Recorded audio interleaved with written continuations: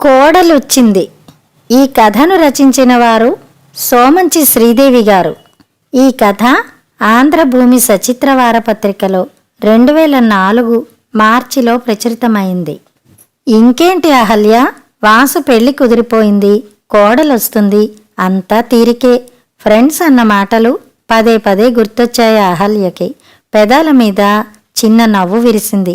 నిజమే, కోడలొస్తే ఇంటి బాధ్యతల నుంచి తనకు కొంతైనా విముక్తి. ముందో వారం రోజులు పల్లెటూళ్ళలో ఉండే తన తల్లిదండ్రుల దగ్గరికి వెళ్ళి రావాలి. ఆ తర్వాత వరస పెట్టి అక్క చెల్లెళ్ళందరిళ్ళకి వెళ్ళి తలో 2 రోజులు ఉండాలి. ఢిల్లీలో ఉండే అన్నగారు, బొంబాయిలో ఉండే తమ్ముడు ఎప్పుడూ అంటూ ఉంటారు, వాళ్ళు రమ్మని అంటారు, ఇక్కడ భర్త పిల్లలు వెళ్ళమని చెప్తారు. కానీ తనే వెళ్ళలేదు. వెళ్ళినా ఒక్కరోజు మించి ఉండలేదు. ఏవో అజ్ఞాత బంధాలు తనని ఉండనివ్వవు. ఇక్కడ ఇబ్బంది పడుతున్నారేమో, వేళకి వండుకు తిన్నారో లేదో, ఎన్నో సందేహాలు. అంతా కలిసే వెళ్దామనుకుంటే భర్త చేసేది పోస్టాఫీసులో, ఎప్పుడూ లీవు దొరకదు. మరోవైపు పిల్లలు, చదువులు. వాసు భార్య వస్తే ఇంటి బాధ్యత ఆమెకి వదిలిపెట్టి తను నిశ్చింతగా వెళ్ళి రావచ్చు. ప్రపంచం అంతా అందంగా అనిపించింది ఆమెకి. ఆ ఆనందంలోనే ఉప్మాకి పెట్టిన పోపు మాడిపోయిందని గుర్తించి అదంతా వంపేసి మళ్ళీ ఫ్రెష్గా నూనె వేసి స్టవ్ మీద పెట్టింది, చిరాకు పడకుండా. స్నేహ, ఫ్రిడ్జ్లోంచి పచ్చిమిరపకాయలు, కరివేపాకు తెచ్చివ్వవే అంది కూతురితో. ఆ పిల్ల ఓ చేత్తో నోట్సు, మరో చేత్తో తల్లి అడిగినవి తీసుకువచ్చి వాటిని ఆవిడకిస్తూ, ఇంకెంతమ్మా, వదినొస్తే నేనింక వంటింట్లోకి అడుగే పెట్టను అంది. తల్లి చెప్పే చిన్న చిన్న పనులు, కోరే సహాయాలు స్నేహకి నవ్వు తెప్పిస్తాయి. తను సీరియస్గా చదువుకుంటున్నప్పుడైతే కోపం కూడా వస్తుంది. ఇంటి పనంతా నిలబడి అవలీలగా చేయగలిగే తల్లి స్టాండ్లోంచి గ్లాస్ ఇమ్మనో, ఫ్రిడ్జ్లోంచి ఇలాంటి వస్తువులు తెమ్మనో చెప్పడం వింతగానూ అనిపిస్తుంది. ఒక్కర్తి ఉండడం చేత వంటింట్లో బోరు కొడుతుందేమో, వదినొస్తే మంచి కంపెనీ అనుకుంది. ఆ వదిన కోసమే నేను చూస్తున్నాను లేవే. నా గదిలో పుస్తకాలన్నీ చిందరవందరగా ఉంటాయని నాన్నగారు కోపడుతుంటారా? అమ్మేమో తనకి తోచినట్టు సర్దేస్తుందా. తర్వాత నాకు కావలసినవి దొరక్క నేను పడే తిప్పలు మీకేం తెలుసు? వదిన పోస్ట్ గ్రాడ్యుయేటు, నా రూమ్ ఛార్జీ తనకిచ్చేస్తాను అన్నాడు హరి అప్పుడే అక్కడికొస్తూ. అందరి మాటలు వింటుంటే నవ్వొచ్చింది ప్రసాదరావుకి. అలాగే నవ్వొచ్చి పెదాలని మనసుని పలకరించిన మరో వ్యక్తి వాసు, కాబోయే పెళ్ళికొడుకు. కోడలొస్తుంది, కొడుకు జీవితంలోకి వసంతంలా అనుకోవడం లేదెవరు. ఎవరి బాధ్యతల్ని వాళ్ళు చిలక్కొయ్యకి తగిలించినట్టు ఆమె భుజానికి తగిలించి ఊపిరి పీల్చుకుందామనుకుంటున్నారు. ఇంతకీ ఆమె గారి ఆకాంక్షలేమిటో. వాసుకి సెటిలైన అమ్మాయి సృజన. చామన ఛాయలో మృదుత్వం, దృఢత్వం సమపాళ్లలో కలిపినట్టుంటుంది. చదువుకుంది, జాబ్ చేస్తోంది. పెళ్లి చూపులప్పుడు వాసుతో బోల్డ్గా తన అంబిషన్స్ చెప్పింది. వాళ్ళది ఇదే ఊరు, ట్రాన్స్ఫర్ల బెడదలేదు. చాలా ఇష్టపడి ఒప్పుకున్నాడు వాసు. అహల్య, ప్రసాదరావు కొంచెం చర్చించుకున్నారు. జాబ్ చేస్తున్న అమ్మాయి కాబట్టి హౌస్ వైఫ్గానే ఉండిపోయిన అహల్యతో కలవగలదా లేదా అనేది ఆయన ప్రశ్న. అదే ప్రశ్నని భార్య వైపు నుంచి కూడా వేసుకున్నాడు. తేలిగ్గా కొట్టిపారేసింది అహల్య భర్త సంశయాల్ని. ఈ రోజుల్లో ఎందరు ఉద్యోగాలు చేయడం లేదు, అలాగే కోడలును. మనకేమంత ఆస్తిపాస్తులున్నాయి, పిల్లలకి ఎంత మిగిల్చి ఇవ్వగలం? ఇద్దరూ ఉద్యోగస్తులైతే మన నుంచి ఆశించరు అంది. ఆఖరికి అంతా కలిసి ఓకే చేశారు. వాసు పెళ్లి అవనే అయింది. కొత్త కోడలింకా పాతబడనే లేదు. ఆఫీస్కి తయారైంది. అదేంటమ్మా, 16 రోజుల పండుగ అయ్యేదాకానైనా ఉండవా? తెలతెలబోతూ అడిగింది అహల్య. ప్రొబేషన్లో ఉన్నాను కదండి, లీవ్ పీరియడ్కి ప్రొబేషన్ని పొడిగిస్తారు, అందుకే ఎక్కువ పెట్టలేదు అంది సృజన. అహల్య ఇంకేదో అనబోతుంటే ప్రసాదరావు కలగజేసుకున్నాడు. వెళ్ళి జాయిన్ అవని, ప్రొబేషనరీ పీరియడ్లో లీవులు పెట్టడం అంత మంచిది కాదు అన్నాడు. సృజన వెళ్ళిపోయింది. వాసు వెళ్ళి డ్రాప్ చేసి వచ్చాడు.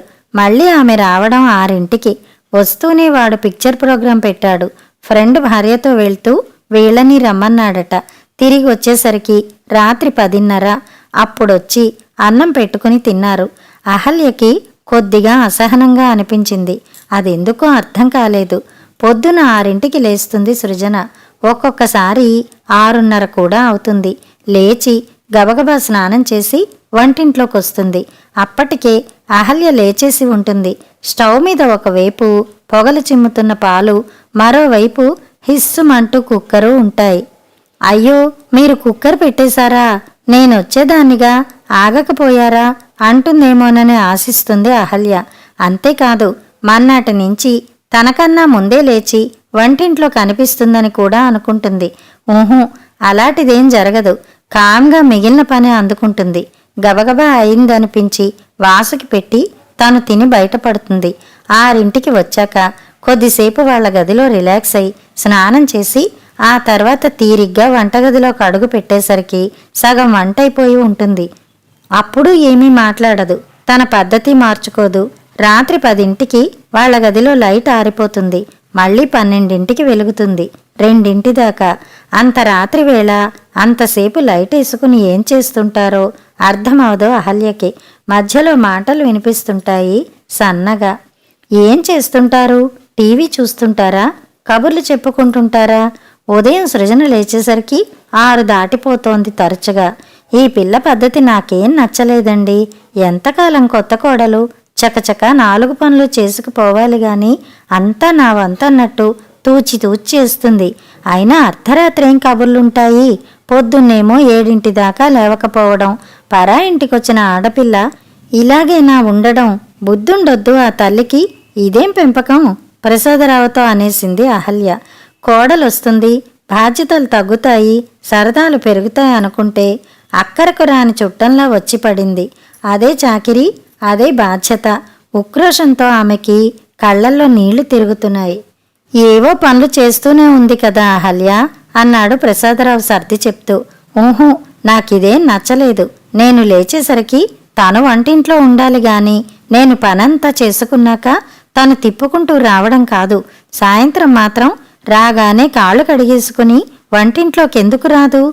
తొందరపడకు, హెచ్చరించాడు ప్రసాదరావు. తను అనుకున్నట్టే జరగడం అతనికి బాధను కలిగించింది. ఇంట్లో పని, ఆఫీసులో పని, ఆ పైన ఈ ఎగ్జామ్స్.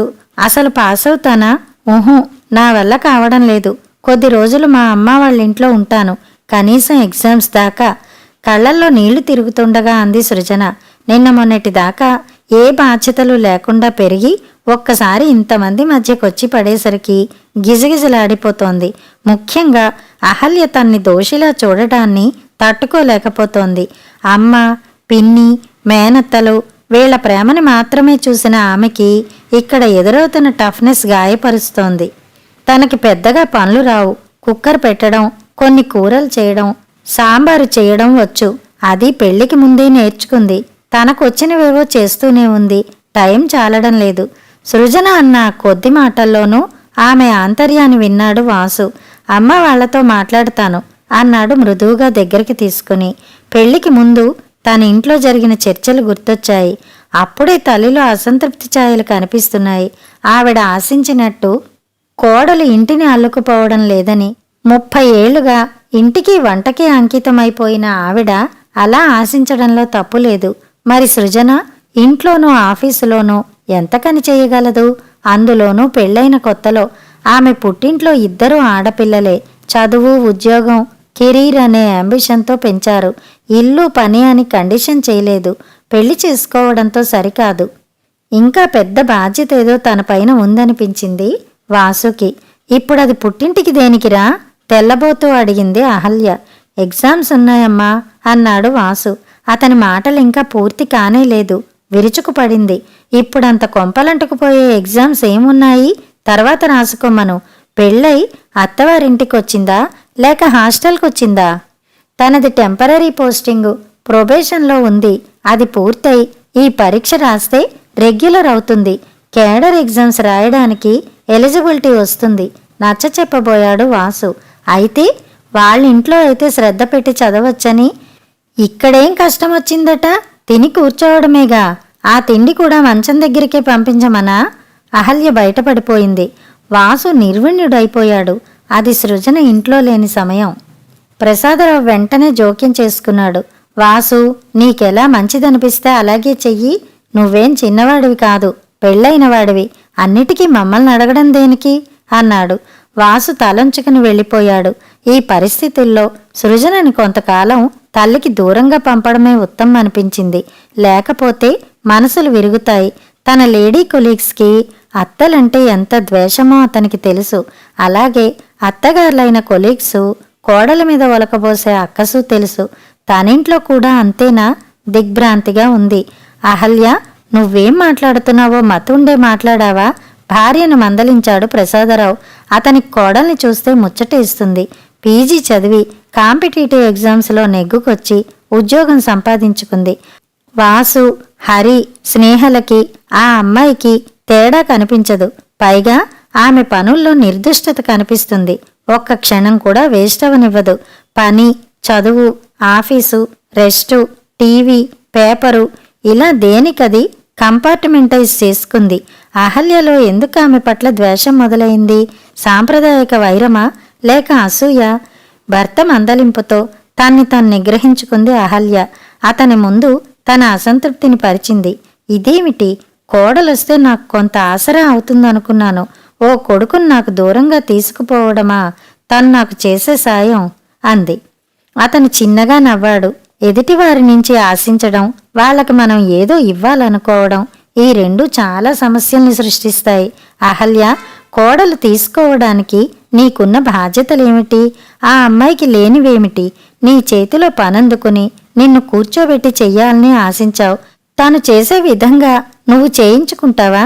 కెరీర్ అనే కేంద్రం చుట్టూ తిరిగే ఆ పిల్లకి ఇంత ఇల్లు, ఇన్ని సామాన్లు, ఇన్ని పనులు అవసరం లేదు. ఏదో ఇంత వండుకు తిని ఆఫీస్కి పరిగెత్తడం, తిరిగి వచ్చాక ఓపికంటే మళ్ళీ వంట, లేకపోతే బయట తినడం. తానొక్కరితేనా ఉద్యోగం చేస్తోంది? మధ్యలోనే ఆపి ఉక్రోషంగా అడిగింది. ఏదో ఉద్యోగం ఉంది, ప్రమోషన్లవి వాసు చూసుకుంటాడు, తనకెందుకు అవన్నీ? ప్రసాదరావుకి నవ్వు, కోపం రెండూ వచ్చాయి. భార్యది అజ్ఞానమో మూర్ఖత్వమో అర్థం అవలేదు. తన అడుగులకి మడుగులొత్తడానికి కోడలు ప్రమోషన్లవి వదులుకుని కూర్చోవాలని ఆశిస్తోంది. చచ్చేదాకా ఈ చాకిరీ నాకు తప్పదులేండి. అదేగా మీరు చెప్పేది? ఆవిడగారు సింగారించుకుని ఆఫీస్కెళ్ళి కూర్చుంటుంది, నేనేమో అన్నీ అమర్చి పెడతాను అంది తనే మళ్ళీ. ప్రసాదరావు సూటిగా చూశాడామెని. ఎవరికి చేస్తున్నావు నువ్వు? నీ కుటుంబానికి చేస్తున్నావు. నీ భర్తకి, పిల్లలకి చేస్తున్నావు. నీ బాగు కోసం చేస్తున్నావు. ఎవరో బయట పిల్లొచ్చి ఈ బాధ్యతలన్నీ నెత్తిన వేసుకోవాలనే కోరికేంటో నాకు తెలియడం లేదు. అహల్య, ఇంట్లో ఉండి నువ్వేదో కష్టపడిపోతున్నాను అనుకుంటున్నావు. ఈ ఉద్యోగంతో నేను విసిగిపోయాను. పెళ్ళి, పిల్లలు, కుటుంబం అనేవి నీ స్వేచ్ఛని ఎలా అరికట్టాయో నా విషయంలోనూ అంతే చేశాయి. అహల్య, నువ్వీ పనులు చెయ్యాలి గాని, ఇలాగే చెయ్యాలని గాని, నీ పుట్టింటికి, అన్నదమ్ముల దగ్గరికి వెళ్ళొద్దని గాని నేనెప్పుడూ నిర్దేశించలేదు. నీకు నువ్వే కొన్ని స్టాండర్డ్స్ పెట్టుకున్నావు, కొన్ని బంధాలు వేసుకున్నావు. ఈ పనులు ఈ పద్ధతిలోనే చేస్తాననుకున్నావు. నువ్వెళ్తే ఇక్కడంతా అస్తవ్యస్తం అవుతుందేమోనని భయపడ్డావు. నీ జీవితాన్ని నీకు తోచినట్టు గడిపావు. అలాంటి స్వేచ్ఛ సృజనకి ఇవ్వు. నువ్వు ఇవ్వకపోయినా వాళ్ళ స్వేచ్ఛను వాళ్ళు వదులుకోరు. భార్యాభర్తల మధ్య అనుబంధాన్ని పెరగని వాసును బట్టి నువ్వు గాని, నిన్ను బట్టి వాసు కాదు అనేసి ప్రసాదరావు కూడా వెళ్ళిపోయాడు. లోపల స్నేహ హరితో అంటోంది, వదిన పాపం మంచిది కదన్నయ్య, అమ్మ ఎందుకని ఇలా మారిపోయింది? మననేమో చదువు చదవమని అంటుంది, వదిన చదువుకుంటుంటే ఇలా మాట్లాడుతోంది. పెళ్ళయ్యాక చదువులు, ఎగ్జామ్స్ అంటే ఎలా కుదురుతుంది? చిన్నపిల్లవి, నీకు తెలీదు ఇవన్నీ. అమ్మ మన కోసం ఎంత కష్టపడుతోంది. ఆమెను అలాగే కష్టపడమని ఎవరి దారిన వాళ్ళు వెళ్ళిపోతే ఎలా అన్నాడు హరి.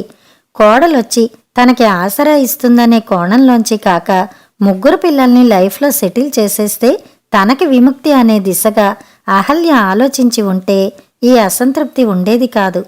ఆ రోజు సాయంత్రమే వాసు సృజనను పుట్టింట్లో వదిలి వచ్చాడు. రాత్రి ఇంట్లో తల్లితో సరదాగా మాట్లాడలేకపోయాడు. అప్పటిదాకా ఆమె పట్ల అతనికి గల ఉన్నతాభిప్రాయాలు మూలాల్లో కదిలాయి.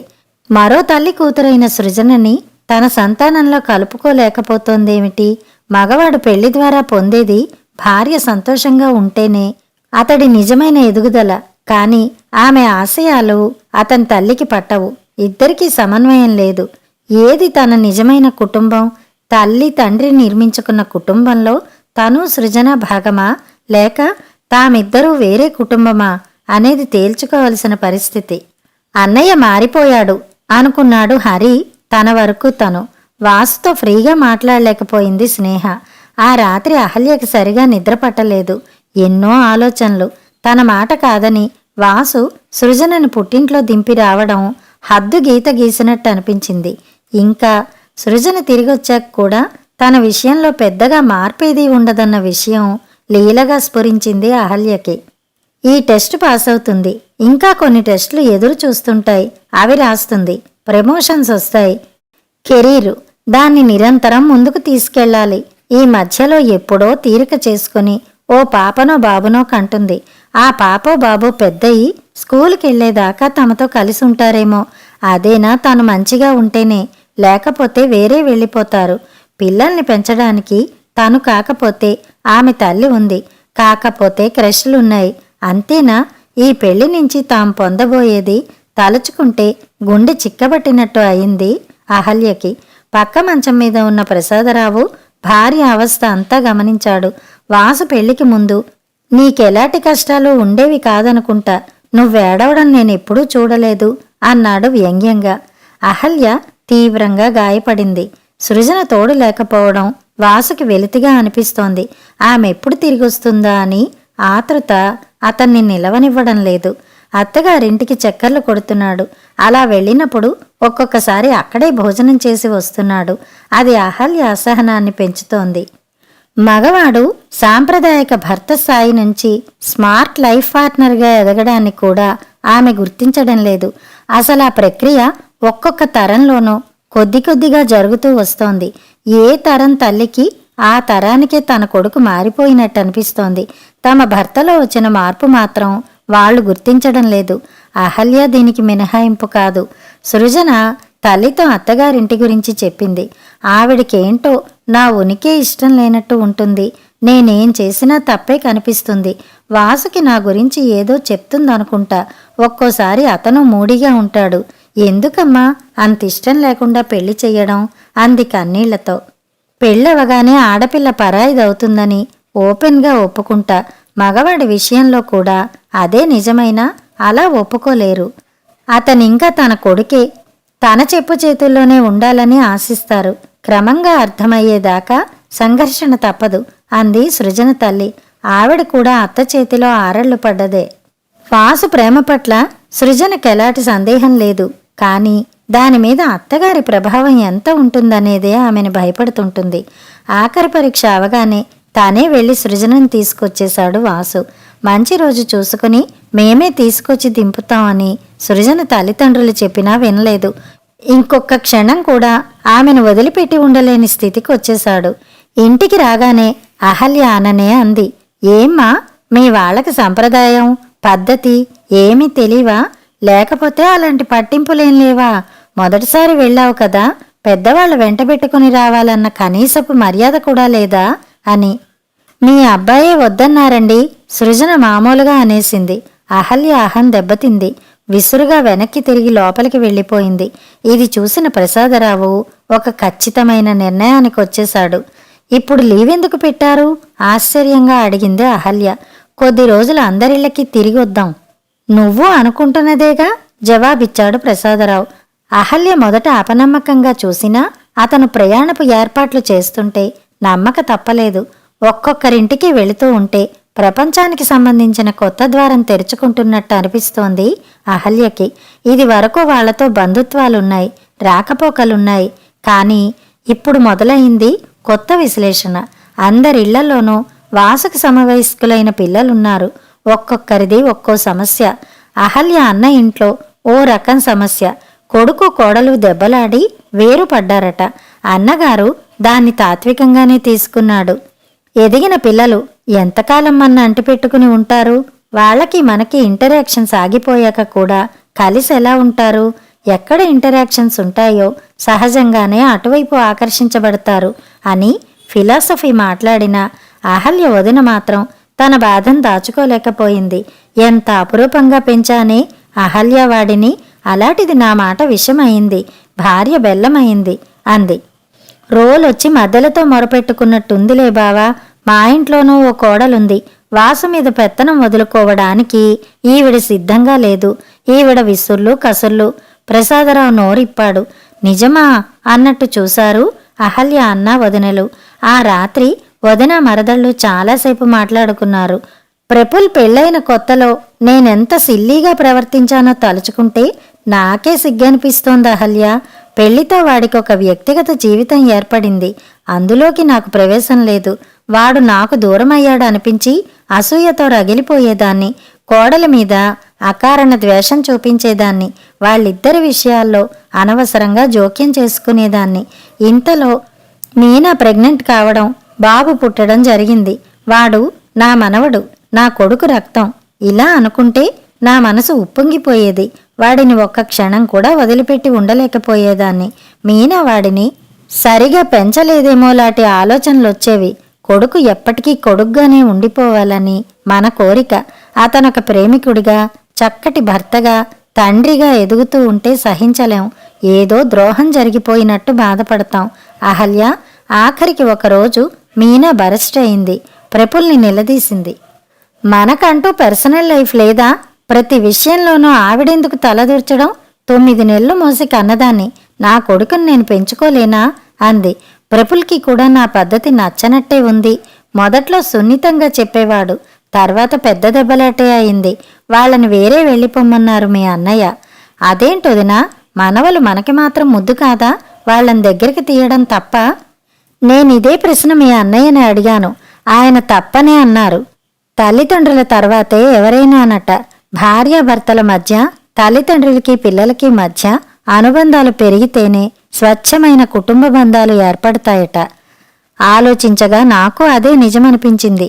మనం ఏ ప్రేమనైతే వాళ్ల మీద చూపించామో దాన్ని నేర్చుకుని వాళ్ళు వాళ్ళ పిల్లల మీద ప్రకటిస్తారు. మరి మనం, నాకు మీ అన్నయ్య, నీకు ప్రసాదు లేరా అంటే పిల్లలకి పెళ్లిళ్ళు చేస్తే మనకు మిగిలేది ఇదేనా? ఏమీ మిగలకపోవడమేమిటి? నువ్వు పెళ్లి చేసుకున్నావు, వాసు పుట్టాడు, మిగిలిన 2 పుట్టారు. వాసు పెళ్ళయింది, వాళ్ళకి పుడతారు. మనం పెర్పెచ్యువేట్ కావడం లేదు. అదంతా మిగులు కదమ్మా. అహల్య చాలాసేపు ఏడ్చింది. ఎందుకు ఏడుస్తావు అహల్య? మగవాళ్ళలా అంటి ముట్టనట్టు ఉండేలా మన్ని పెంచరు. అనుబంధాలు, ప్రేమ అంటూ రంగరించి పోస్తారు. సృష్టికి మనమే ఆధారమంటారు. అవన్నీ నిజమేనని నమ్మి ఆరాటపడతాం. కానీ జీవితంలో ఒక్కొక్క మెట్టు దాటుతుంటే అర్థమవుతుంది మనదంటూ ఏదీ లేదని. మనం దాటిన స్టేజ్లన్నీ మన పిల్లలు దాటుతారు. అది మనం చూస్తాం. అందులో మనం ఒరిపిడి పడక్కర్లేదు. ఎవరి జీవితం వాళ్ళదనుకుంటే సరి. అహల్య ఆలోచనలో పడింది. అవతలి గదిలో ప్రసాదరావు బావమరితో అంటున్నాడు. మా కోడలు సృజన చాలా బ్రిలియంట్ చైల్డ్. నాకా అమ్మాయిని చూస్తే చాలా ముచ్చటగా అనిపిస్తుంది బావా. మంచి కల్చరున్న ఫ్యామిలీలోంచి వచ్చింది. వాసుకి చక్కటి జోడి. కానీ అహల్య ప్రవర్తనే సరిగా లేదు. ఆ అమ్మాయిని సూటిపోటి మాటలంటుంది. అసహనంతో రగిలిపోతుంది. తను వాసు నుంచి ఏం ఆశిస్తుందో తెలీదు. ఇంట్లో ఇది వరకు లేని అశాంతి ఇప్పుడు చోటు చేసుకుంది. ఆయన సుదీర్ఘంగా నిశ్వసించాడు. ఆడవాళ్ళని అలాంటి కన్ఫ్యూజన్లో పడేసింది మనమే ప్రసాద్. వాళ్ల కోసం వంటింటిని సృష్టించి దానికి పట్టాభిషిక్తుల్ని చేసింది ఒకప్పుడు మనమే. ఇప్పుడు వాళ్ళని డ్రాయింగ్ రూమ్ దాకా తీసుకురావాల్సిన బాధ్యత కూడా మనదే. ఎదిగిన పిల్లల్ని స్నేహితుల్లా చూడమంటారు. కొడుకు స్నేహితుడైనప్పుడు కోడలు స్నేహితుడి భార్య అవుతుంది.